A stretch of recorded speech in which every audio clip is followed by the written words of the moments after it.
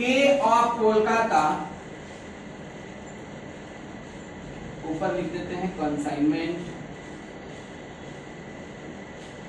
का revisional problem है, मतलब सब टॉपिक आपका कवर होगा।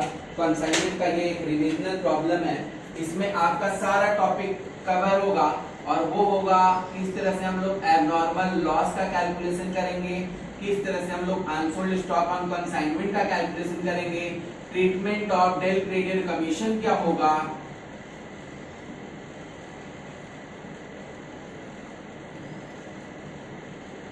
ये हम लोग कैलकुलेशन करेंगे इस सम में।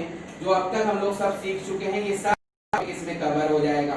क्या है कंसाइनमेंट? भाई गुड्स को दूर भेजकर अपना इनकम करना, अपना सेल करवाना कंसाइनमेंट होता है। तो यहां पर लिखेंगे के of Kolkata कंसाइन्ड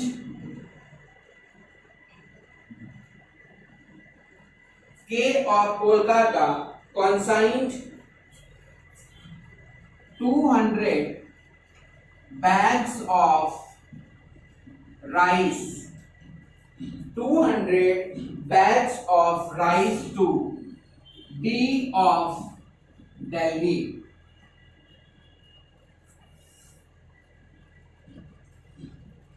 Costing rupees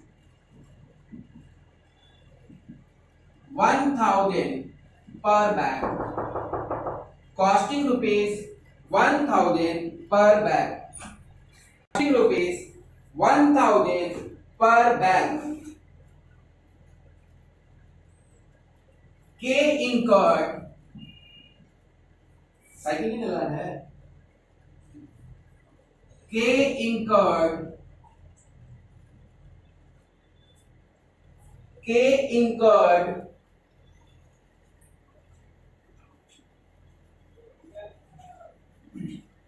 rupees 1200 for freight,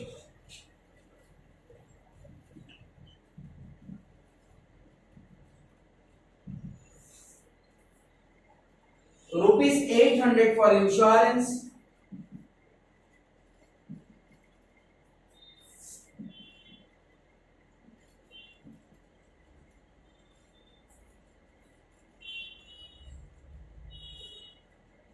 ये हो गया इंश्योरेंस बस। K receives the account sales, और ऐसे इसमें लिखो during transit, during transit 5 bags were stolen,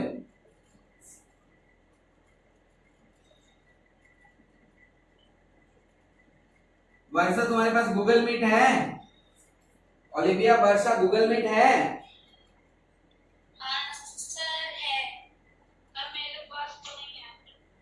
ठीक है, डाउनलोड कर लेना। इसमें 40 मिनट से ज्यादा का क्लास नहीं हो पा रहा है। ठीक है sir.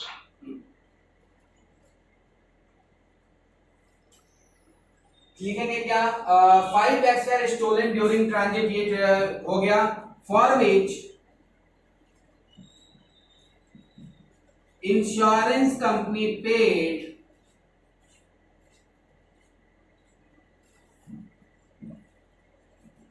rupees 2000 for compensation.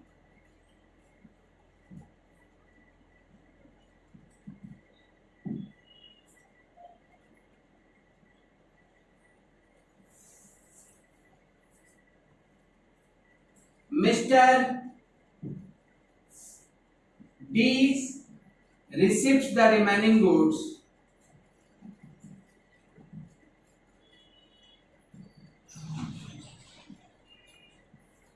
Mr. D receives the remaining goods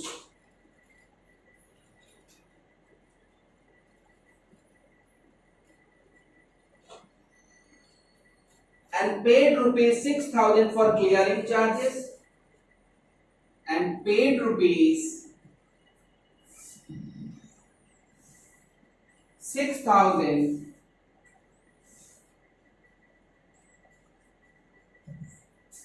for clearing charges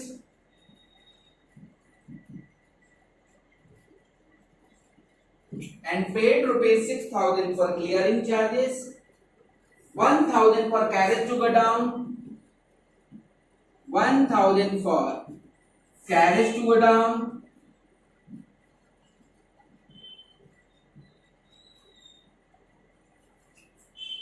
1,000 for carriage to go down,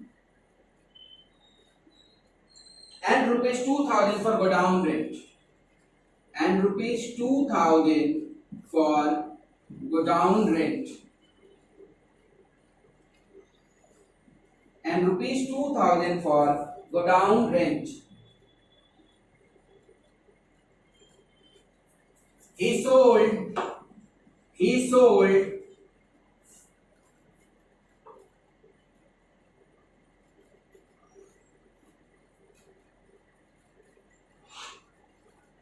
180 bags of rice. He sold 180 bags of rice at the rate of rupees 1,400 each. At the rate of rupees 1,400 each bag. But could not realize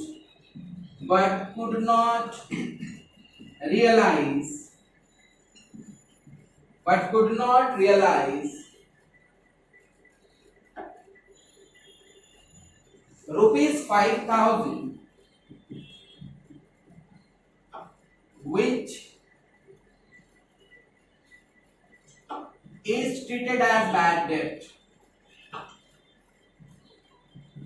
लेकिन उसमें से वो 5,000 realise नहीं कर पाया जिसको bad debt treat किया गया।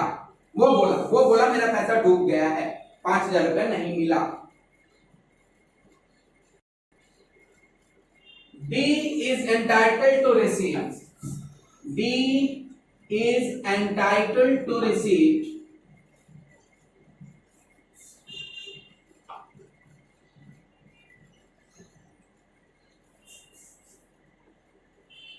10% ordinary commission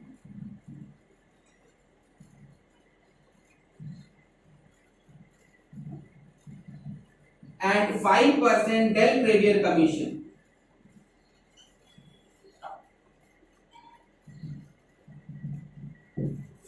ये है 10% ordinary commission and 5% del premier commission.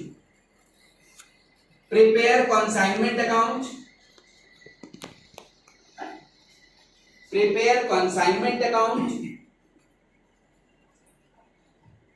B account and abnormal loss account. आज एक अकाउंट बनाना भी सीखेंगे हम लोग। लास्ट हम लोग कंसाइनिंग अकाउंट सीखे थे। Prepare consignment account, the account consigning account and abnormal loss account in the books of K. In the books of K मतलब K के बुक में हम लोगों को कंसाइनमेंट बनाना है, कंसाइनिंग अकाउंट बनाना है और एबनॉर्मल लॉस अकाउंट बनाना है। ये मिटा दे आप।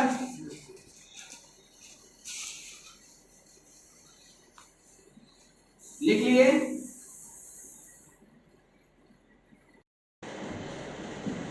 इन द बुक्स ऑफ के, not account, in the books of के कंसाइनमेंट टू, जहां पर वो गुड्स कंसाइन किया, दिल्ली,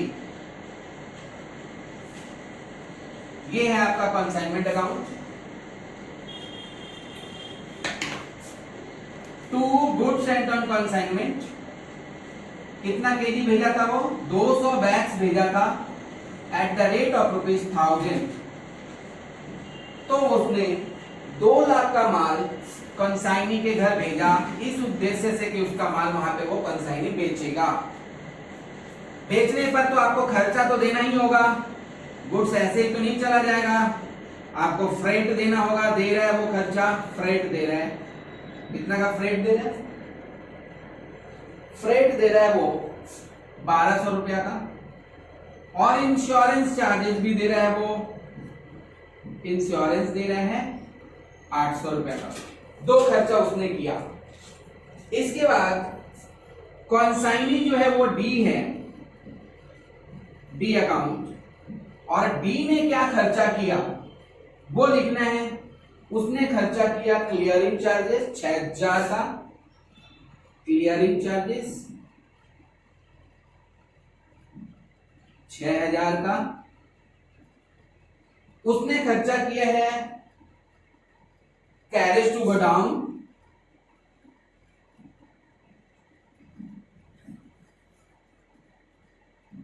कैरेज टू गोडाउन कितना किया है 1000 का। उसने खर्चा किया है गोडाउन रेंट, गोडाउन रेंट कितना का किया है 2000 का। ये 3 खर्चा कॉन्साइनी ने किया, जो कभी ना कभी अपना जब सेल करेगा तो वो अपना पैसा जो खर्चा किया है वो काट लेगा, और काट कर जो बचा हुआ पैसा है वो के हवाले करेगा। ये करने के बाद हम लोग यहां पर लिखेंगे बाई के अकाउंट। के अकाउंट लिख देने के बाद, के नहीं डी, डी डी जिसने सेल किया है कॉन्साइनी का, डी अकाउंट, और डी ने यहां पर सेल किया है, यहां पर लिखा हुआ है 180 बैग्स उसने सेल किया, 180 बैग्स सेल किया है 1400 रुपया पर बैग करके। तो 180 इंटू 1400 करेंगे, 180 इंटू 1400, 252000। ये 252000 को करने के बाद उसको कमीशन भी मिलना चाहिए। यहां पर 2 तरह का कमीशन है। पहला कमीशन है ऑर्डिनरी कमीशन,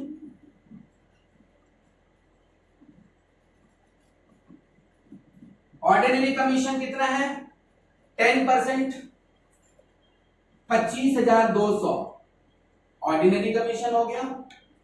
और फिर उसको डेल क्रेडियर कमीशन भी मिलेगा, डेल क्रेडियर कमीशन, डेल क्रेडियर कमीशन कितना मिलेगा 2,52,000 का 5%, 2,52,000 का 5%, 12600। ये पहले हम लोग छोटा मोटा काम कर लेंगे। इसके बाद हम लोग बड़ा काम करने वाले हैं, कैलकुलेशंस, जो कंसाइनमेंट का इंपॉर्टेंट पार्ट है। कैलकुलेशंस किस तरह से हम लोग कैलकुलेशन करते हैं एबनॉर्मल लॉस का और अनसोल्ड स्टॉक का, वो हम लोग वर्किंग नोट, आप लोग वर्किंग नोट अलग से पेज में करिएगा। वर्किंग नोट मेरा इस बक्सा के अंदर है, बाद में हम इसको मिटा देंगे काम हो जाने के बाद।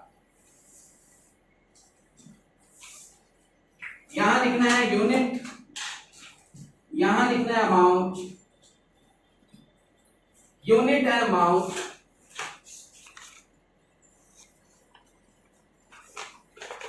Calculation for unsold stock and abnormal loss, ऊपर यहां पे लिख लीजिए आप लोग।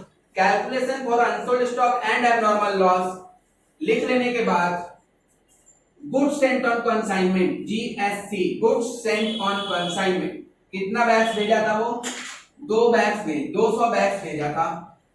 पूरा प्राइस कितना था बैग्स का 2 लाख का प्राइस था। ऐड करेंगे क्या कंसाइनर्स एक्सपेंसेस, कंसाइनर का खर्चा कितना हुआ भाई, कंसाइनर का सारा एक्सपेंसेस जो हुआ है कंसाइनर का 1200 और 800, ये सारा हम लोग ले लेंगे।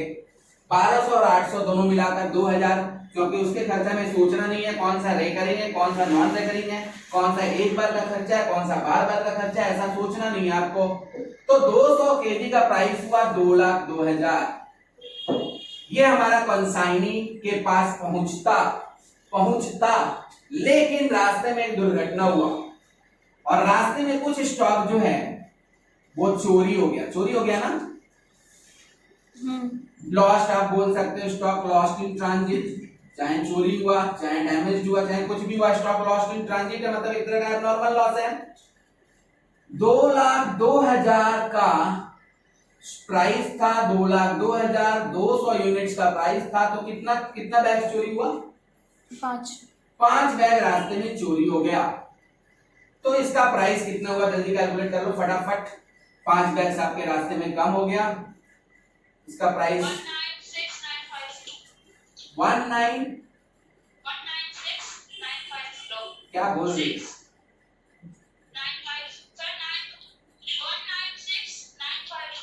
ठीक से करो कैलकुलेशन, तुम लोग क्या कर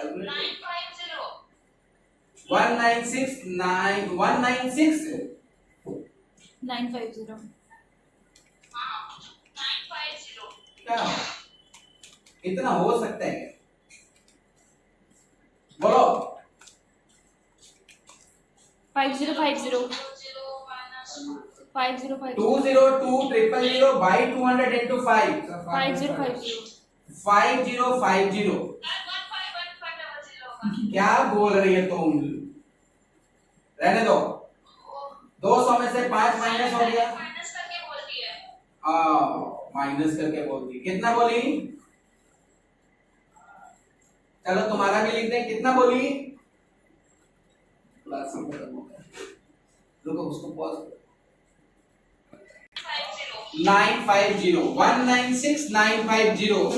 अब हम लोग क्या करेंगे? इसमें ऐड करेंगे non recurring expenses by consignee. Non recurring expenses by consignee. Consignee का खर्चा जो है, दो खर्चा, यहाँ पर 3 खर्चा किया है कॉन्साइनी, लेकिन हम लोग सभी खर्चों को ऐड नहीं करना है, हम लोग को सिर्फ नॉन रेकरिंग एक्सपेंसेस को ऐड करना है। और नॉन रेकरिंग एक्सपेंसेस आपका क्या है? क्लियरिंग चार्जेस है, क्योंकि आपका एक ही बार का खर्चा है, बार बार आपको नहीं देना होता है, क्लियरिंग चार्जेस है। दूसरा कैरेज टू गोडाउन है, मतलब हो गया कि स्टेशन से, दिल्ली के स्टेशन से गोडाउन तक ले जाने का जो भी खर्चा है वो आपका नॉन रेकरिंग है। सेलिंग एक्सपेंसेस को हम लोग ऐड नहीं करते हैं। जब हम लोग कैलकुलेशन करेंगे एबनॉर्मल लॉस या अनसोल्ड स्टॉक, तो हम लोग यहाँ पर दो खर्चा को ऐड कर दिए और वो दोनों खर्चा मिलाकर हो गया 7000। तो 195 बैग्स का प्राइस कितना हो गया? 203950 6000 और 7000 कितना हुआ? 203950 950। अब आप लोग क्लोजिंग स्टॉक का वैल्यू निकाल लीजिए।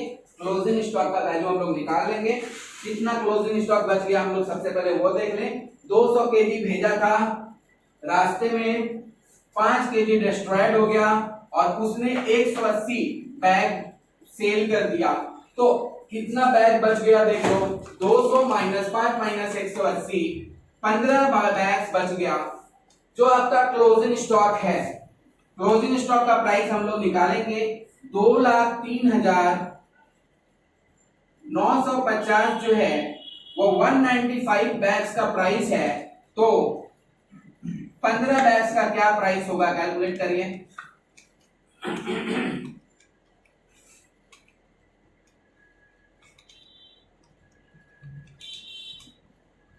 15689 15689। हाँ 15689 ये हो गया आपका क्लोजिंग स्टॉक का प्राइस। कैसे? लास्ट वाला जो है हमारा ये 20,3950 195 बॉक्सेस का प्राइस है, तो 15 बॉक्सेस 15 बैग्स का क्या प्राइस होगा? इसके लिए हम लोग क्या निकाले हैं? 15689। तो ये दो वैल्यू निकला आपका, अनसोल्ड स्टॉक का और एबनॉर्मल लॉस का। ये दोनों चीज हम लोग यहाँ पे बिठा देंगे। मिटा दे तो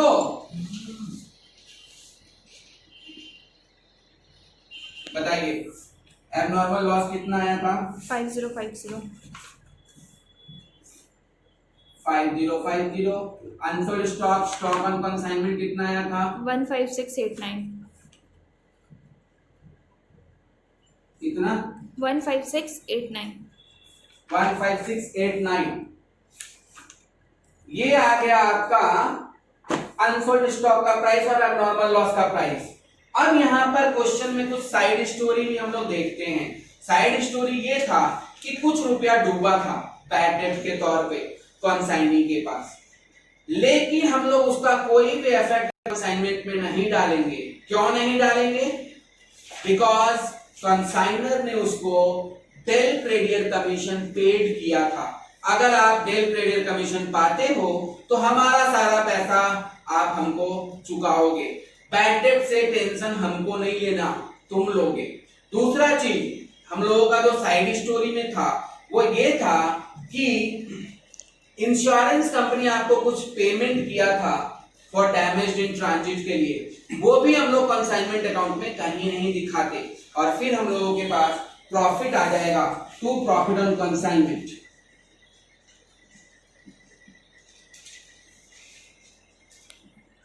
आ गया?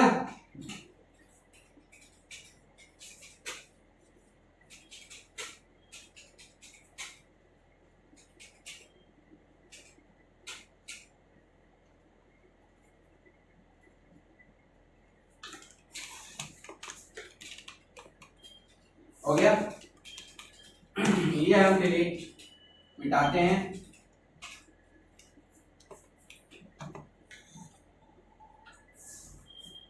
अब हम लोग देखेंगे किसका अकाउंट? अब हम लोग देखेंगे अकाउंट डी का। डी अकाउंट मतलब जो कंसाइनी है उसका अकाउंट बनाएंगे, जस्ट उसके नीचे प्रॉफिट आ गया, आप लोग बाद में कैलकुलेट कर लेना। जल्दी बनाइए डी अकाउंट। यहां पर हम लोग लिखेंगे बाय बैंक या फिर बिल रिसीवेबल।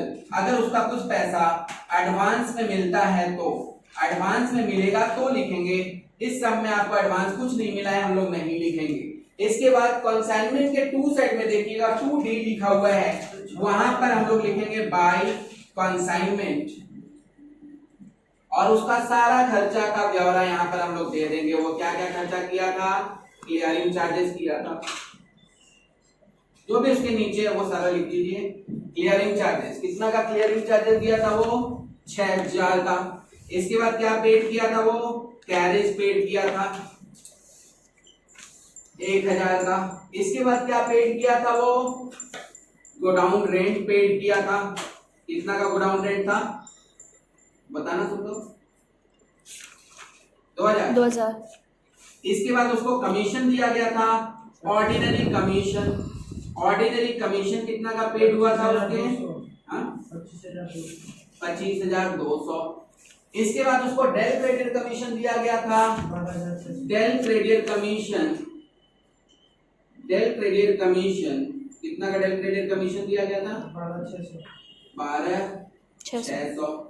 इसके बाद देखोगे कंसाइनमेंट अकाउंट में बाय डी लिखा हुआ है, उसको हम लोग टू कंसाइनमेंट बोलकर ट्रांसफर करेंगे। यहाँ पर टू कंसाइनमेंट लिखेंगे और यहाँ पर डैश देके लिखेंगे सेल्स। उसने क्या सेल किया था, टोटल अमाउंट ऑफ सेल कितना था उसका? 252,000। इसके बाद हम लोग ये टोटल करेंगे और यहाँ पे लिखेंगे बाय बैंक और ब्रैकेट में लिखेंगे फाइनल रेमिटेंस। या फाइनल रीपेमेंट्स, फाइनल रेमिटेंस कितना आया, इसका भी आप लोग कैलकुलेशन कर लीजिएगा। ये सब में से इन सबको माइनस कर देना है, ये जितना आएगा आप लोग कैलकुलेशन कर लीजिएगा। और इसके बाद आज का जो टॉपिक था कि हम लोग किस तरह से एबनॉर्मल लॉस का अकाउंट बनाएंगे। आपको हमने कंसाइनमेंट अकाउंट बनाना सिखाया, आपको हमने कंसाइनिंग अकाउंट बनाना सिखाया। अब हम लोग सीखेंगे किस तरह से आप एबनॉर्मल लॉस अकाउंट बनाओगे। ये लिख लिए आप लोग?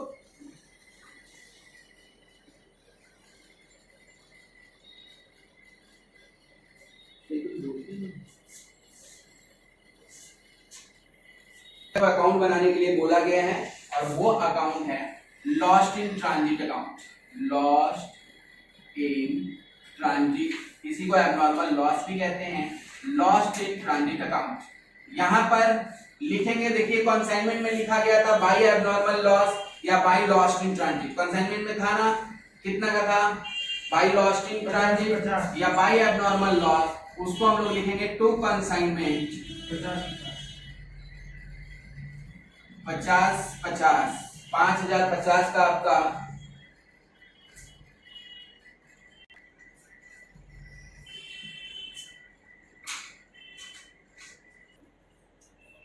Lost in transit. Lost in transit जो कंसाइनमेंट के बाई साइड में था आपके, वो हम लोग यहाँ पर टू कंसाइनमेंट बोलकर ग्रॉस अमाउंट लिखेंगे। और इंश्योरेंस कंपनी जो पैसा देगा वो बोल दिया कि 2000 रुपए इंश्योरेंस कंपनी पेड कर दिया, तो हम लोग 2000 रुपए यहाँ पर इंश्योरेंस कंपनी जो 2000 पेड किया वो 2000 रुपए यहाँ पर बाय बैंक बोलकर लिख देंगे। और आपका एग्जैक्टली कितना का नुकसान हुआ, वो हमारा एक्चुअल लॉस हुआ, उसको हम लोग पीएल के डेबिट में ट्रांसफर कर देंगे, ब्रैकेट में लिख देंगे actual loss. TL profit and loss account में ट्रांसफर कर देंगे और एक्चुअल लॉस आपका हो गया 3050 का और ये अकाउंट क्लोज हो गया।